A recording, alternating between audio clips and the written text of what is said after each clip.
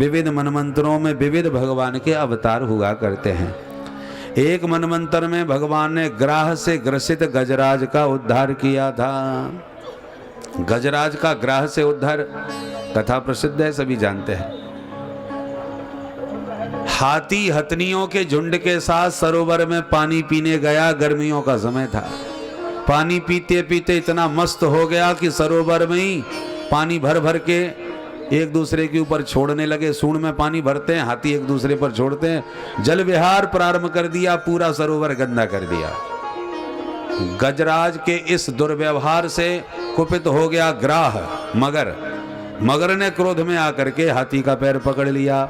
हाथी ने सोचा मेरे जैसे शक्तिशाली के सामने ये तुच्छ जीव क्या कुछ भी नहीं है। खूब पैर फटकारा पर मगर ने पैर नहीं छोड़ा तो समझ गया ये छोटा नहीं खोटा है, ताकत लगानी पड़ेगी।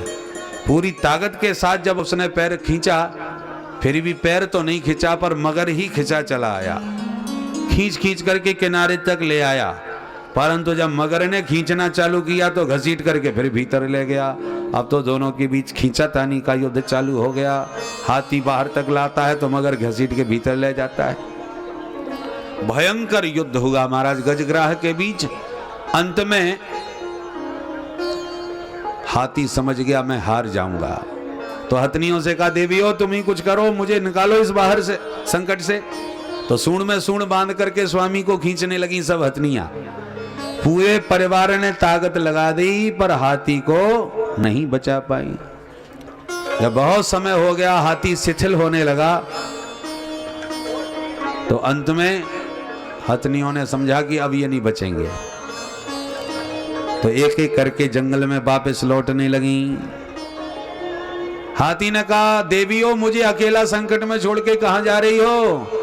हथनियों ने कहा अब तुम्हारे पीछे कोई पूरा परिवार यहाँ पड़ा पड़ा भूखा थोड़ी मरेगा, या तो भीतर ही चले जाओ या बाहर ही निकल आओ, तुम्हारे लिए हम कब तक बैठी रहें। तब हाथी को वैराग्य हो गया। ये हाथी की बात नहीं, हम सबकी बात है। प्रीतम जान लियो मन माही, अपने सुख से ही जग बांध्यो, कोहु काहु को नाही। सुख में आन सबई मिल बैठत, रहत चहु दिस घेरे। विपत्ति पड़ी सब ही संग छाड़त, कोहु नावत नेरे। संसार का वास्तविक स्वरूप यही है। सुख के सब साथी, दुख में न कोई। जब तक आप सुखी हैं, समृद्ध संपन्न हैं, तो सब आपके साथ है। भाई साहब कोई हमको सेवा का मौका मिले, सेवा में हम सावधान हैं। हमें बाबूजी कोई ना कोई आप जो निसंकोच आज्ञा देना। ये कब तक कह रहे हैं जब तक आप खूब प्रसन्न दिखाई पड़ रहे हैं, सब चकाचक दिखाई पड़ रहे हैं। जिस दिन विपत्ति में आओगे उस दिन जो खासम खास हैं वो भी पराये हो जाएंगे, पहचानेंगे नहीं। अरे साहब इतने ही तो सहायता करे दो। अरे भैया तुम तो इतने में ही, हमसे पूछो जहर खाने के लिए 1 रुपया नहीं है। हम जान रहे हैं कैसे ग्रह गृहस्थी चल रही है हमारी। सब अपनी एक सुनाओ तो 4 सुनाने वाले तैयार हो जाएंगे। कोई तुम्हारा साथ देने वाला संसार में नहीं है। ये बड़ा विचित्र स्वार्थी संसार है। और जो साथ देने वाला है उसे आपने अपना साथी कभी समझा ही नहीं। जिनको साथी समझते रहे उनमें से कोई साथ देने वाला नहीं। प्यार से बोलो राधे राधे। राधे राधे। हाथी को जब मगर ने पैर पकड़ा तब हाथी को अपनी औकात का पता चला। पूरी ताकत धरी रह गई, परिवार की और अपनी भी। आत्मबल, परिजन बल, परिवार बल सब धरा रह गया। बुढ़ापे में ये मृत्यु रूपी मगर सबसे पहले पैर ही पकड़ता है। बुढ़ापा पैरों से ही चालू होता है। क्या करें साहब, घुटनों में दर्द के मारे ना तो बैठते बने ना चलते बने, बहुत मुश्किल है महाराज। समझ लो मगर ने पैर पकड़ लिया तुम्हारा, उसी वक्त सावधान हो जाओ। अब ये एक बार पैर पकड़ता है तो जकड़ता चला जाता, छोड़ता नहीं है। चाहे प्रधानमंत्री हो चाहे राष्ट्रपति हो, ये किसी को नहीं छोड़ता। चाहे जितने घुटनों के ऑपरेशन करवा लो, नए नए घुटने लगवा लो, बचते हैं कोई? पैर पकड़ा मगर ने तो फिर जकड़ा, फिर उठने वाला नहीं है, पकड़ लिया।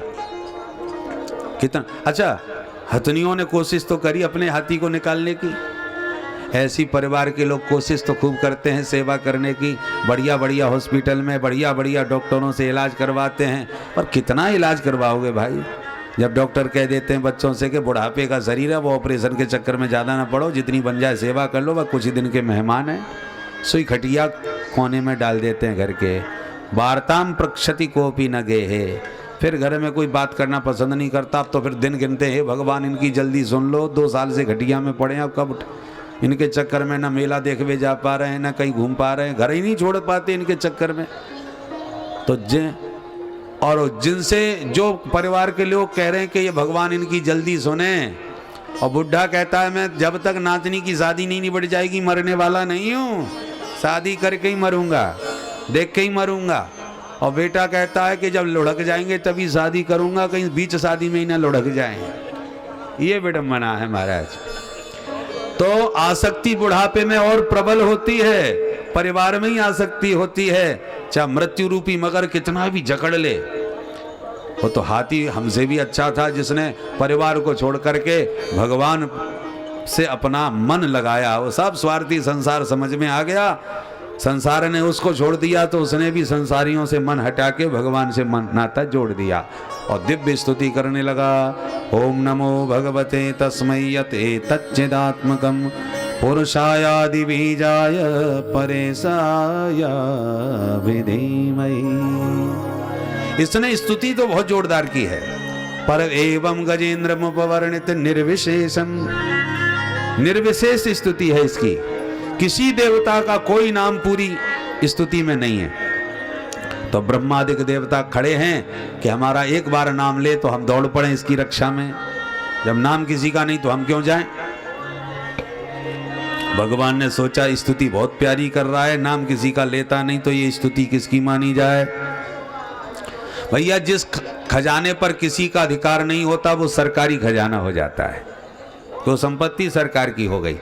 उसी प्रकार जो किसी की स्तुति नहीं वो हमारी स्तुति हो गई। भगवान तो गरुड़ पर बैठ के दौड़ ही पड़े, और जब गरुड़ारूढ़ नारायण को देख लिया अपनी रक्षा में आते, तब इसने नाम लेकर के कमलाकांत को कमल दल चढ़ा दिया। सोन्तः सरुश्वरबलेन गृहीत आर्तो दृष्ट्वा गरुत्मति हरिं खवुपात चक्रम उत्क्षिप्य साम्बुजकरं गिरिमाह कृच्छ्रा नारायणाखिल गुरो भगवन् नमस्ते। जैसे ही कमल दल निवेदित किया, भगवान ने तुरंत इसकी सूंड पकड़ के इसको खींच लिया। ग्राह भी खिंचा चला आया, भगवान ने सुदर्शन से तत्काल उसका मुंह फाड़ दिया और गज ग्राह दोनों का उद्धार हो गया। बोल भक्त वत्सल भगवान की जय। परीक्षित ने कहा ये कौन थे दोनों? बोले संतों से स्थापित थे। ये जो हाथी था ना, इंद्रद्युम्न नाम का राजा था, और बैठ के भजन कर रहा था जंगल में एकांत में।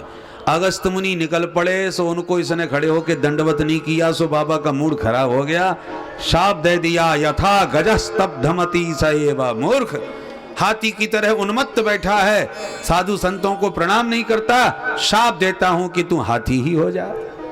जब चरणों में गिर के रोया तो बाबा ने कृपा कर दी, चल हाथी तो बनेगा परंतु स्मृति तुझे बनी रहेगी, भगवान की स्मृति। इसलिए प्राग जन्मन्यनुशिक्षितम, उसी संस्कार से इसने स्तुति करी। ये जो मगर था ये हुहू नाम का गंधर्व था। देवताओं के पास ऐसे भी गंधर्व हैं जो मनोरंजन करते हैं, सबको हंसाते रहते हैं, नाम ही होते हैं हा हा हु हु। तो इसका नाम था हुहू, मजाक बहुत करता था, हमेशा हंसता हंसाता रहता था। एक बार सरोवर में नहाने के लिए आया, और सरोवर में नहाने के लिए जब आया तो हुहू नाम का ये गंधर्व था, ये सरोवर में नहाने के लिए आया, और पहले से ही एक बाबा जी उसमें नहा करके सूर्य भगवान को अर्घ दे रहे थे। वो कमर तक पानी में खड़े हुए सूर्य भगवान की उपासना कर रहे थे। इसने मजाक में पानी में डुबकी मार करके बाबा जी का पैर पकड़ लिया, महाराज जी दंडोत। अब पानी के भीतर कोई पैर पकड़े तो कोई भी डर जाएगा। बाबा एकदम घबरा गए, अरे मगर आ गया, मगर आ गया। बाबा तो चिल्ला के एकदम भागे। सो ये बाहर निकल के खिलखिलाने लगा, अरे महाराज जी डर गए।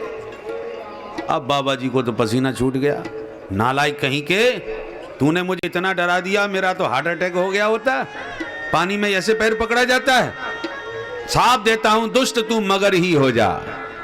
सोई चरणों में गिर के रोने लगा, अरे महाराज जी मैंने तो दंडवत किया था, चरणों में गिर के आपने तो मुझे मगर बना दिया। संतों के चरणों से कल्याण होता है, तुमने मगर कैसे कर दिया? मेरा तो काम ही है हंसी मजाक करने का, मैं तो सबका मनोरंजन करता रहता हूँ। आप डर गए तो इसमें मेरी क्या गलती है?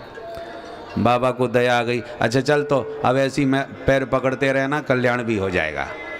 आज इसने हाथी का पैर पकड़ा तो इसका उद्धार भी हो गया। बोलो राधे राधे राधे।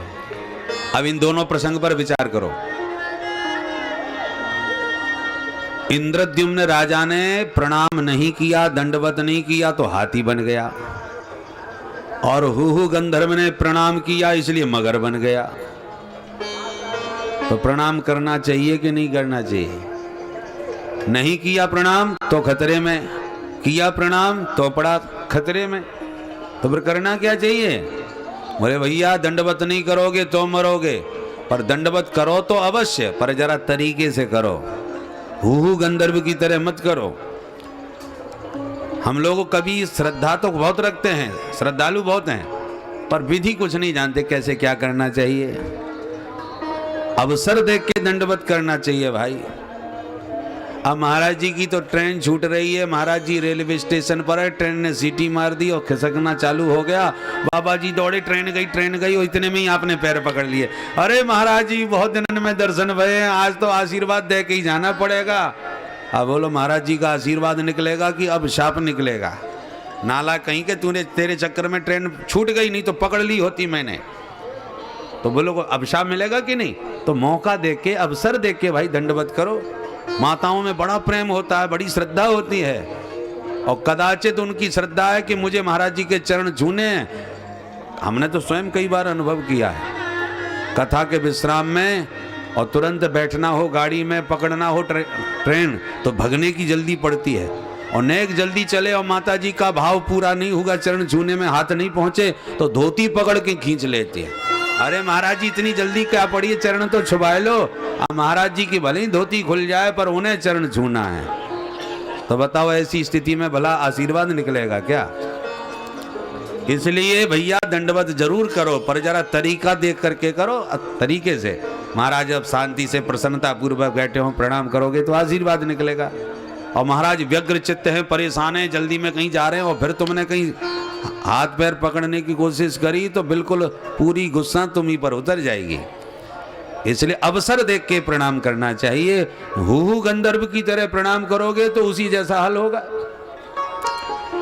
तो दोनों आज शापित थे, इसलिए मुक्त हो गए।